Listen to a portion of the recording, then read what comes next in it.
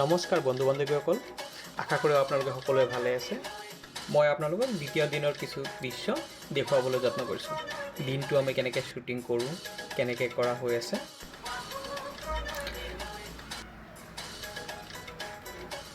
মানুহবোৰে কিবা কৈ আছে, এফালে লাইট কেমেৰা একশ্যন চলি আছে। আমাৰ ডাইৰেক্টৰ ৰুবুল ভাইটিয়ে কিবা বুজাই আছে তেওঁলোকক।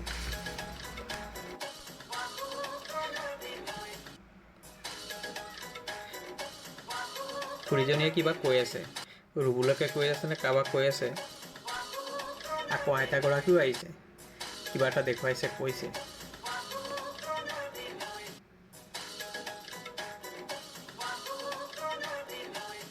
এইগৰাকী বাইদেৱে আকৌ কিবা এটা এক্টিং কৰি দেখুৱাইছে, নাজানো আৰু।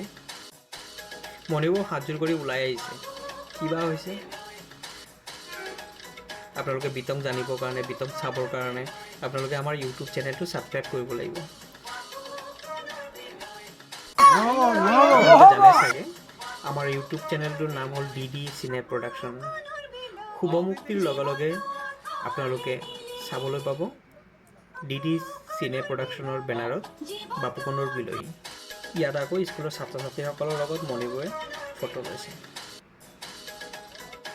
গাঁৱৰ দ্বিতীয় দিনৰ দৃশ্যবোৰ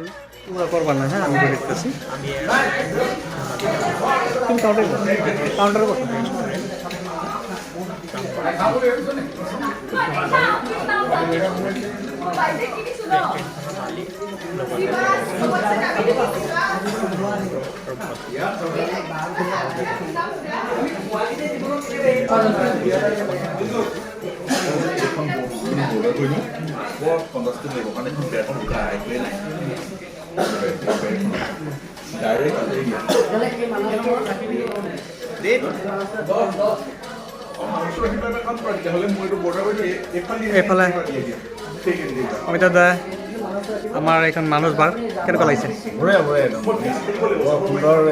খালি বাৰ নহয়, ৰেষ্টুৰেণ্টো হয়। ভাল লাগি যায় ন? এইজন আমাৰ মেনেজাৰ চব আছে, তেওঁ খুব ভাল ল'ৰা।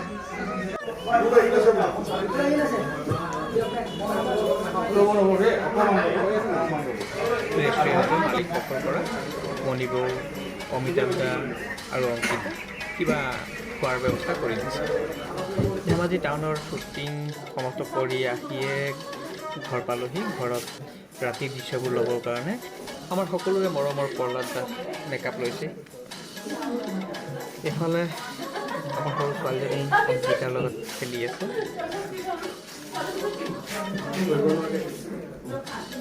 বাকী ৰাইজ বহি আছে। গাঁৱৰ কেনেকৈ শ্বুটিং হৈ আছে, ৰাতি শ্বুটিং চাবৰ কাৰণে গাঁৱৰ ৰাইজ আহিছে, অপেক্ষা কৰিছে। ময়ো অকণমান মেকআপ ল'লোঁ, মোৰো এটি দৃশ্য আছে।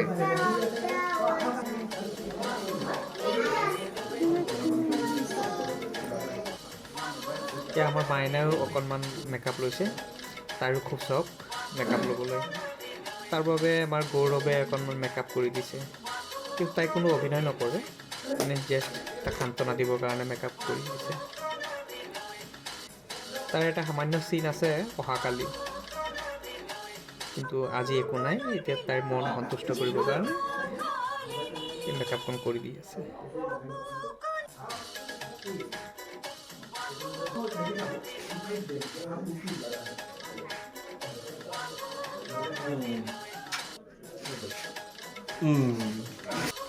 এইফালে ভাইটি ৰুবুল আৰু মুকুন্দ মাধৱে ধুনীয়াকৈ শ্বুটিঙৰ কামবোৰ চলাই লৈ গৈ আছে। ৰাতিৰ দৃশ্য ল'ব লাগে, তাৰ বাবে ৰাতি লৈছে। এইফালে ৰাইজ ৰাতি কেনেকৈ শ্বুটিং লয়, শ্বুটিং কৰে চাই আছে, দৰ্শকৰ ৰূপত চাই আছে।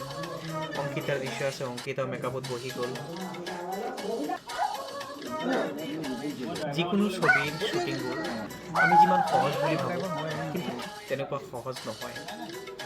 জীৱনৰ প্ৰথমবাৰ এইবাৰ শ্বুটিং কেনেকৈ কৰে তাকে চালোঁ। আগতে কেতিয়াও দেখা পোৱা নাছিলোঁ, অনুভৱ হোৱা নাছিল কিমান কষ্ট, অভিনেতা অভিনেত্ৰীসকলৰ কিমান কষ্ট হয়। লগতে কেমেৰামেন, ডাইৰেক্টৰ সকলোৰে কিমান যে কষ্ট হয় আজিহে মই অনুভৱ কৰিছোঁ।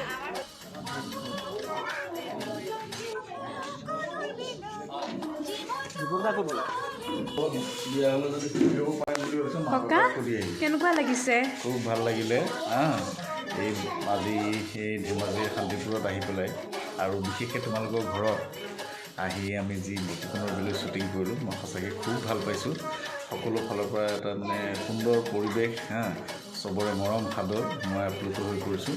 এতিয়া মই যাবৰ সময়ত সঁচাকৈ মোৰ মানে দুখ লাগিছে আচলতে। এনেকুৱা এটা ইউনিট এৰি পেলাই যাবলৈ মন নাযায়, কিন্তু কৰ্মব্যস্ততা আছে পৰহিলৈ মোৰ নাটক কৰিব লাগিব, সেইকাৰণেহে মই যাবলৈ ওলাইছোঁ। আমাৰ নটসূৰ্য যি ফেষ্টিভেল হয় তাতে আমাৰ হালধীয়া মানুহ বুলি এখন নাটক আমি পৰহিলৈ মঞ্চস্থ কৰিম। কাইলৈ ৰিহাৰ্চেল কৰিব লাগিব, পৰহিলৈ নাটক কৰিব লাগিব, সেইকাৰণেহে যাবলৈ ওলাইছোঁ অতি দুখ মনেৰে।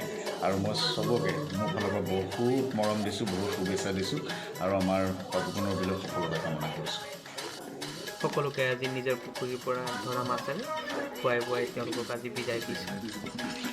আপোনালোকে সকলোৱে সকলো আপডেট পাবলৈ আমাৰ ফেচবুক পেজটো ফ'ল' কৰি ল'ব। আপোনালোকৰ মৰম আৰু আশীৰ্বাদেৰে আমাক আগুৱাই লৈ যাব বুলি আশাবাদী। আপোনালোকে শুভমুক্তিৰ লগে লগে বাপুকোনৰ বিলৈ চাবলৈ আপোনালোকে আমাৰ ইউটিউব চেনেল ডি চিনে প্ৰডাকশ্যন অতি সোনকালে ছাবস্ক্ৰাইব কৰি লওক। ধন্যবাদ। শুভৰাত্ৰি।